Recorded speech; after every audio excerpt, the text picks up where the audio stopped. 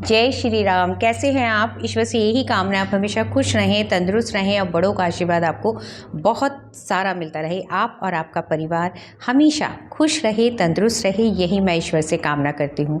आइए वीडियो शुरू करते हैं, लेकिन वीडियो शुरू करने से पहले मैं कहना चाहूँगी कि अगर अभी तक आपने मेरे चैनल को सब्सक्राइब नहीं किया है तो प्लीज़ उसे सब्सक्राइब करें, बेल बटन को ज़रूर दबाएँ। वीडियो आपको अच्छी लगती है तो लाइक और शेयर करना बिल्कुल भी ना भूलें। आइए वीडियो शुरू करते हैं। 21 जनवरी 2023 को पहली अमावस्या, माघ मास की मौनी अमावस्या शनिवार को पड़ रही है, तो शनि अमावस्या भी है। इस दिन दान पुण्य करने का बहुत महत्व होता है क्योंकि शनि अमावस्या भी है।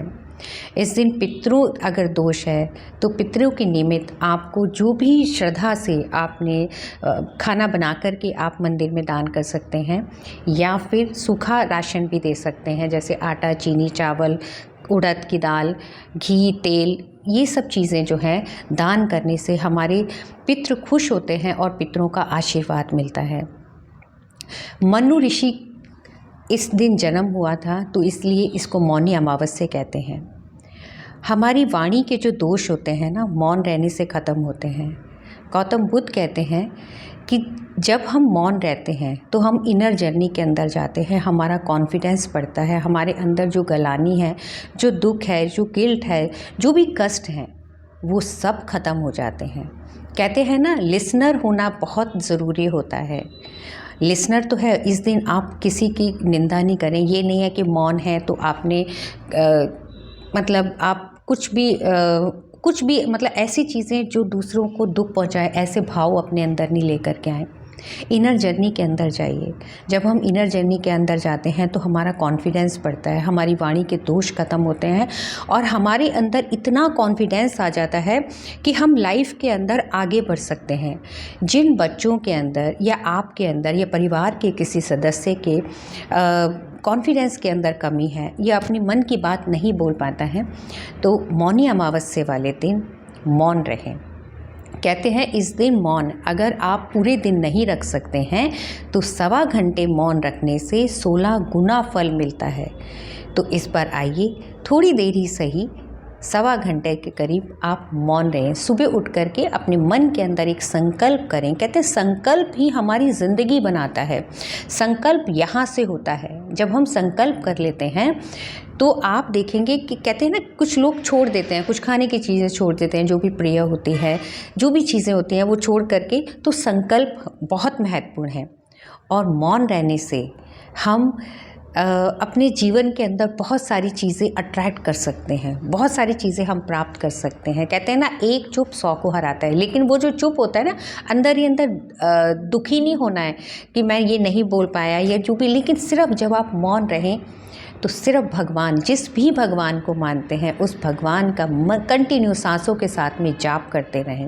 वो भी नहीं कर सकते हैं तो थैंक यू करते रहें, शुक्राना करते रहें। सिर्फ हर चीज़ का जब हम शुक्राना करना शुरू कर देते हैं तो हमारे जीवन के अंदर हर चीज़ बहुत बढ़िया होनी शुरू हो जाती है। तो आइए, मौनी अमावस्या वाले दिन सर्वार्थ सिद्धि योग भी है। इस दिन अगर आपकी कोई भी मनोकामना है वो भी आप लिख सकते हैं। जिस समय आप मौन हैं उस समय भी आप लिखें अपनी मनोकामना, जो भी मनोकामना है आपकी, वो भी लिख करके भगवान के चरणों के अंदर आप रख दीजिए। साथ में इस दिन जो है अगर पितरों का आशीर्वाद नहीं मिल रहा है, आपके काम के अंदर रुकावट आ रही है, तो इस दिन एक विशेष उपाय करिए। एक गोबर का उपला ले लीजिए।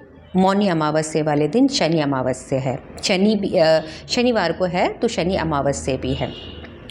गोबर का उपला ले लीजिए। उपले को आपने जला लेना है। जलाने के बाद में आपने अपने पितरों के निमित्त जो है खीर का भोग लगाना है। चावल की खीर बनानी है और उसका भोग लगाना है। कहते हैं इसको करने से हमारे पितरों का हमारे को आशीर्वाद मिलता है। हमारे घर के अंदर जो है धन धान्य आना शुरू हो जाता है और हमारे जीवन के जितने भी कष्ट हैं, कहते हैं ना, जिनके पितृ खुश उनके देव भी खुश। तो इस मौनी अमावस्या पे ये काम कार्य आप ज़रूर करिए। दूसरा उपाय जो बहुत महत्वपूर्ण है, अगर आपको ऐसा लगता है कि आपके घर के अंदर नज़र है या आपके काम के अंदर रुकावट आ रही है, बनते बनते काम बिगड़ते चले जा रहे हैं, तो पीपल का पेड़, इस दिन पीपल के पेड़ की पूजा करना बहुत शुभकर होता है। सुबह उठ कर के सबसे पहले स्नान किया आपने और उसके बाद में आपने घर के अंदर अगर आपको ऐसा लगता है कि प्रॉब्लम बहुत ज़्यादा है, धन की कमी हो रही है, तो 1 लोटा जल लेकर के काले तिल का दान करना भी बहुत अच्छा होता है। 1 लोटे में जल लेकर के उसमें तिल डाल कर के शिवलिंग के ऊपर अभिषेक करने से शिव भगवान की विशेष कृपा आपको प्राप्त होगी। अब एक विशेष टाइम जो मैं आपको बता रही हूँ, इस समय आपने अगर ये दीपक जला दिया तो आपके जीवन के बहुत जो भी प्रॉब्लम्स हैं वो सॉल्व होनी शुरू हो जाएगी, बेशक वो हेल्थ है, वेल्थ है या सक्सेस है। तो करना क्या है, हमने रात को करना है।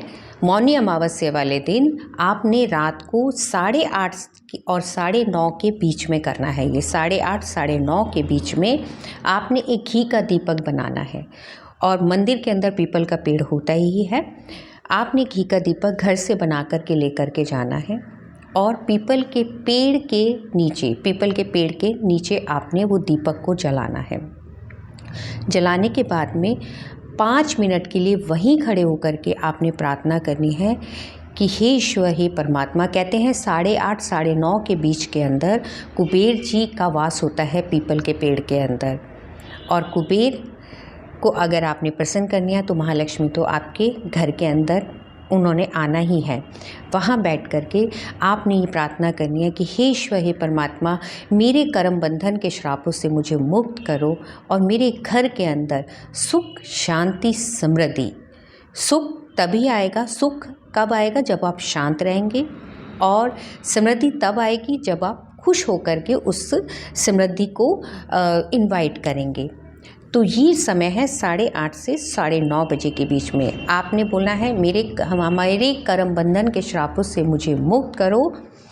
आप 1 बार बोलें, 3 बार बोलें और सच्चे दिल से बोलना है। और अपना ये हाथ अपने यहाँ पर रख कर के आपने बोलना है कि हे ईश्वर, हे परमात्मा, मेरे से जाने अनजाने पितरों से भी माफ़ी मांगिए, जाने अनजाने जो भी गलती हुई है मुझे क्षमा करें। आप मौनी अमावस्या पे ये उपाय ज़रूर करें और करने के बाद में मुझे पूरा यकीन है कि आपके जीवन के जो भी कष्ट हैं ना, वो सारे के सारे ख़त्म होंगे। आज के लिए बस इतना ही। खुश रहिए, तंदुरुस्त रहिए, बड़ों का आशीर्वाद आपको बहुत सारा मिलता रहे।